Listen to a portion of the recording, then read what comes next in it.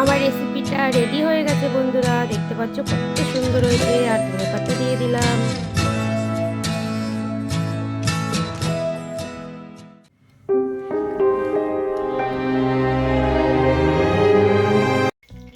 নমস্কার বন্ধুরা, টিনার লাইফস্টাইলে তোমাদের সবাইকে অনেক অনেক স্বাগত। আশা করি তোমরা সবাই খুব ভালো আছো। আজকে আরও একটা রেসিপি নিয়ে তোমাদের সামনে আমি হাজির। ছোট্ট একটা রেসিপি, সামুদ্রিক মরলা মাছের ঝাল। তা আমি সামুদ্রিক মরলা মাছের ঝাল করার জন্য দেখো এখানে আমি নিয়ে নিয়েছি কিছু মরলা মাছ ধুয়ে পরিষ্কার করে নুন হলুদ মাখিয়ে নিয়েছি, আর ধনেপাতা কেটে রেখেছি, এটা আমার লাগবে। আর এদিকে দেখো আমি আলু লম্বা লম্বা করে পাতলা পাতলা করে কেটে রেখেছি, আর কিছু পরিমাণ মতো পেঁয়াজ কেটে রেখেছি, আদা রসুন বেটে রেখেছি, আর হচ্ছে তোমার আমি এখানে আরও অ্যাড করব কাঁচা লঙ্কা। তা আমি মাছে দেখো নুন হলুদটা মাখিয়ে নিচ্ছি। মাখার পরে আর দেখো কিছু কাঁচা লঙ্কা আমি এখানে চিড়ে রেখে দিয়েছি। এই দিয়ে আজকে আমি মরলা মাছের ঝালটা বানাবো বন্ধুরা। তা আমি এই কড়াইটাতে মাছ ভাজলে সত্যি আমার এটা অনেক পুরনো কড়াই, আর এটাতে আমি মাছ ভাজা করি, কারণ কড়াইটা অনেকটাই বাজে হয়ে গেছে দেখতে। কিন্তু আমি এখানে মাছ ভাজা করলে আমার মাছটা খুব সুন্দর ভাজা হয়। কথায় আছে না, পুরনো চাল ভাতে পারে, এটাই হচ্ছে ব্যাপার। কারণ পুরনো কড়াইতে রান্না করলে আমার খুব ভালো লাগে রান্না করতে। তা এখানে দেখো পরিমাণ মতো তেল দিয়ে আমি এখানে দেখো মাছগুলো দিয়ে দিয়েছি। আর মাছগুলো আমি এবার একটু সুন্দর করে কড়া করে করে ভেজে নেব, কারণ মাছের যেহেতু আমি ঝাল বানাবো সেই জন্য একটু কড়া করে ভাজবো মাছটা।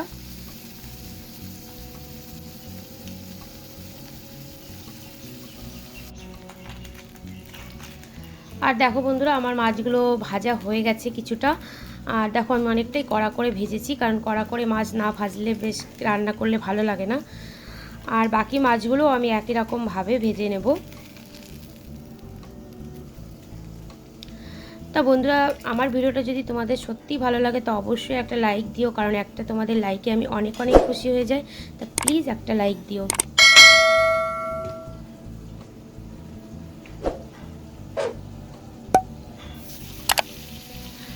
বাকি মাছগুলো দেখো আমি একই রকমভাবে ভাজবো, আর তেলের ওপর পুরোটা দিয়ে দেবো এবার। আর তারপরেই ঝালটা বানাবো।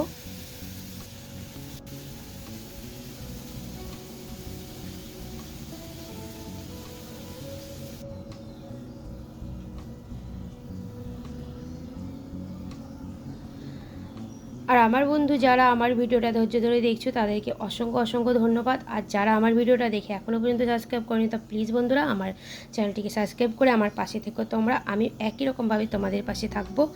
আমার পুরো মাছগুলো দেখো বন্ধুরা ভাজা হয়ে গেছে। আর আমি দেখো আরেকটা পরিষ্কার কড়াই নিয়ে নিয়েছি।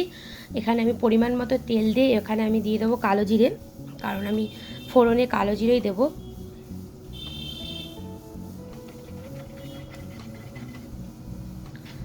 তেলটা আমার গরম হয়ে গেছে। কালো জিরে দেওয়ার পরে আমি দিয়ে দিলাম এখানে দেখো পরিমাণ মতো পেঁয়াজ।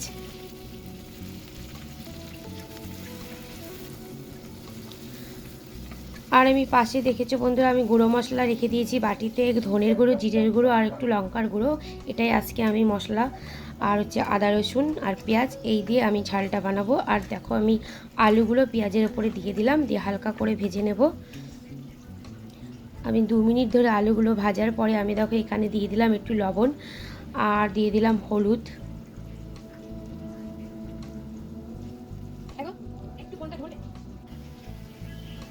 আরও একটু নাড়াচাড়া করে নিলাম। এবার আমি এখানে যে মশলাগুলো দেব সেটা অ্যাড করে নেব।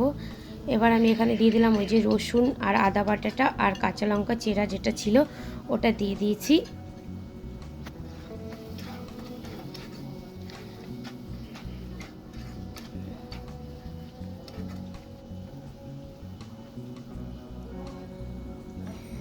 এখানে আমি একটু হালকা একটু জল দিয়ে দিলাম বন্ধুরা, কারণটা হচ্ছে একটু মশলাটাকে কষে নেব ভালো করে 5 মিনিট ধরে।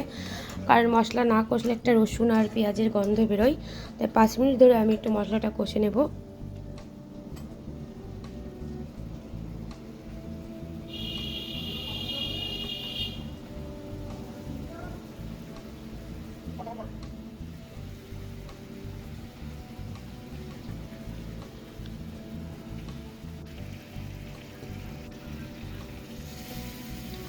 দেখতে পাচ্ছ বন্ধুরা মশলা থেকে তেল ছেড়ে গেছিলো, এখানে আমি পরিমাণ মতো জল দিয়ে দিলাম।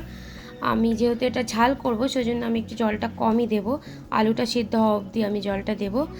আর দেওয়ার পরে যখন ঝোলটা ফুটে যাবে আমি এটাকে ঢাকা দিয়ে আরও 10 মিনিট ফুটিয়ে নেব।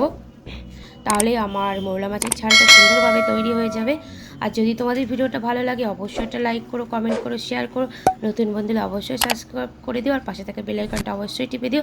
আর এই দেখো বন্ধুরা, আমি 10 মিনিট বাদে ঢাকাটা খুলে আমি আরও একটু ঝোলটা নেড়ে নিলাম। এরপরে আমি মাছগুলো দিয়ে দেবো। তাহলে আমি এখানে কি কি মশলা দিলাম তোমরা দেখতেই পেলে। ধনের গুঁড়ো, জিরের গুঁড়ো, লঙ্কার গুঁড়ো, আর হচ্ছে আদা রসুন বাটা, আর পেঁয়াজ আর কাঁচা লঙ্কা। এটা দিয়ে আমি কিন্তু ঝালটা বানালাম, বারবার করে বলে দিলাম তোমাদের।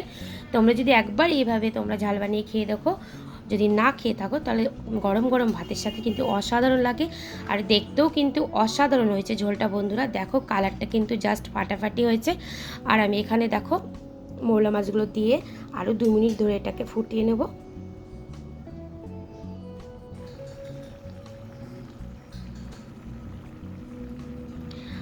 আর আমি যে কাঁচা লঙ্কাগুলো ছিঁড়ে রেখেছিলাম আরও একটু কাঁচা লঙ্কা আমি দিয়ে দিলাম ঝোলের উপরে।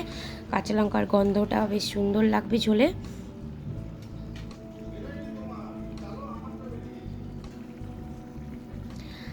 আর দেখো বন্ধুরা, আমি এখানে এবার দিয়ে দেবো গরম মশলা। গরম মশলা তো দিতেই হবে, তাই না? নাহলে তো ঝোলের টেস্টই আসবে না। গরম মশলা দিয়ে দিলাম পরিমাণ মতো। তোমরা যতটা করবে তোমাদের পরিমাণ মতো তোমরা গরম মশলা দিয়ে দেবে। আমি আমার পরিমাণ মতো দিয়ে দিলাম। দেখো ঝোলটা কিন্তু আমার অনেকটাই শুকিয়ে গেছে, আর আলুগুলোও সিদ্ধ হয়ে গেছে। আর আমি দেখো এখানে ধনে পাতাটা অ্যাড করে দিলাম। ধনে পাতাগুলো দেখো ওপর দিয়ে ছড়িয়ে দিচ্ছি। আর ধনে পাতা না দিলে কিন্তু সত্যিই এই ঝালটা কিন্তু টেস্ট হবে না, কারণ ধনে পাতার একটা গন্ধ আলাদাই টেস্ট আসে সব কিছুতে। ঝোলটা আমার রেডি বন্ধুরা। আমি এবার একটা থালায় ঝোলটা, একটা প্লেটের ঝোলটা নামিয়ে নিচ্ছি। থালা বলে ফেলেছি ভুল করে। তো দেখতেই পাচ্ছ ঝোলটা কিন্তু অসাধারণ কালার এসেছে। আর সত্যি বন্ধুরা কি বলবো, খেতে কিন্তু অসাধারণ হয়েছিল গরম গরম ভাতের সাথে। মৌরলা মাছের ঝাল খুবই সুন্দর। আমি কিন্তু একদম ঝোলটা শুকাইনি, একটু ঝোল রেখেছি দেখো। আর তোমরা এটা আলু ছাড়াও করতে পারো। আমি একটু আলু দিই, কারণ আমার মেয়ে আলু খেতে ভালোবাসে, সেই জন্য। তা আজকের ভিডিওটা বন্ধুরা আমার এই পর্যন্তই। তা তোমরা সবাই ভালো থাকবে, সুস্থ থাকবে।